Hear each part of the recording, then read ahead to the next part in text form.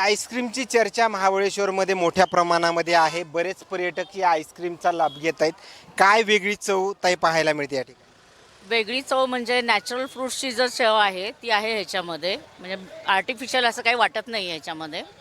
जे काय आपण पावडर म्हणा किंवा मिल्क पावडर किंवा अशा ह्याच्या वाटत नाही आहे ती. ओरिजिनल फ्रूट्सची चव येते आहे. आपण वेगवेगळे फ्लेवर जे आहेत ते असं कंपन्याचे वगैरे ट्राय करतो, मात्र ही वेगळी काय? ही मेन महाबळेश्वरची शान म्हणजे मलबेरी.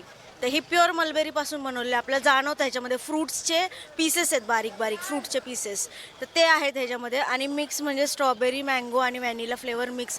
तो आपण कधी खात नाही, शक्यतो एक एक घेतो आपण सिंगल, पण हे मिक्स इकडे पहिल्यांदा खायला मिळतं, ते छान वाटतं. तर आम्ही दरवर्षी महाबळेश्वरला येतो.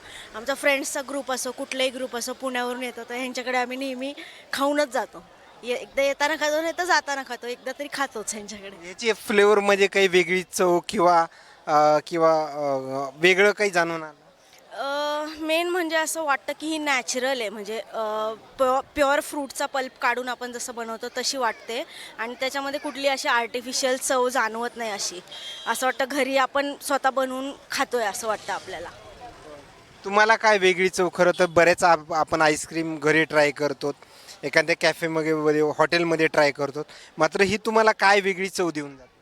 याच्यामध्ये जो घरगुती टच असतो ना, तो आहे याच्यामध्ये आईस्क्रीममध्ये. ठीक आहे.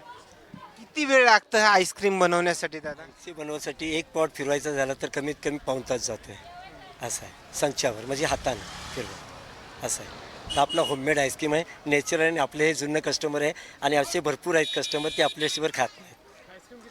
50. खरं तर पर्यटकांच्या या आईस्क्रीम विक्रेत्यांच्या आलेल्या प्रतिक्रिया मात्र काय सांगून जातात. मात्र ज्यावेळेस हे आईस्क्रीमचा स्वाद घेतात एक वेगळा अनुभव जो आहे तो या ठिकाणी पर्यटकांना देखील येत असल्याचं पाहायला मिळतंय.